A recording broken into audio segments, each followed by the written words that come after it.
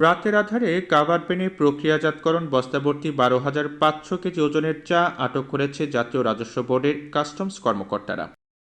রোববার রাতে পঞ্চগড় সদরের অমরখানা ইউনিয়নের পোর্ট অফিস বাজার এলাকায় মহাসড়কে কাভার্ড ভ্যানটিকে আটক করা হয়। জানা যায়, রাতে রাজস্ব ফাঁকি দিয়ে কালোবাজারে পাচারের উদ্দেশ্যে হেনু ট্রেডার্স নামে একটি কাভার্ড ভ্যান এই চাগুলো নিয়ে যাচ্ছিল। এ সময় প্রায় 20 লাখ টাকার চা জব্দ করা হয়। এ সময় অমরখানা ইউনিয়ন পরিষদের চেয়ারম্যান নুরুজ্জামান নুরু এবং পঞ্চগড় জেলা ছাত্রলীগের সভাপতি আবু মোহাম্মদ নোমান হাসান বলেন, চা প্রক্রিয়াজাত শেষে কাস্টম ছাড়পত্র দিলে সিলগালা হয়ে গাড়ি তারপর যাবে, কিন্তু এখানে এর বিপরীত দেখছি। আজকে চা ফ্যাক্টরির জন্য আমাদের অবস্থা খুব লাজুক কৃষকের। আর এই যে সরকারি ট্যাক্স ফাঁকি দিয়ে মালগুলা যাচ্ছে, অবশ্যই এখানে ঊর্ধ্বতন কর্তৃপক্ষরাও জানেন, ওনারা এখন মালটাকে সেভ করার জন্য পুলিশের কাছে যাবে, কিন্তু আমরা পাবলিক বলতেছি পুলিশের কাছে আমরা হ্যান্ড ওভার করব।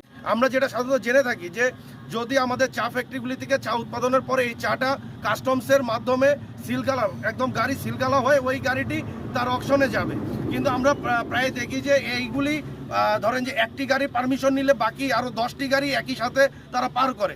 আমার যেটা বিশ্বাস যে এই গাড়িটিও সেম একইভাবে যাচ্ছিল।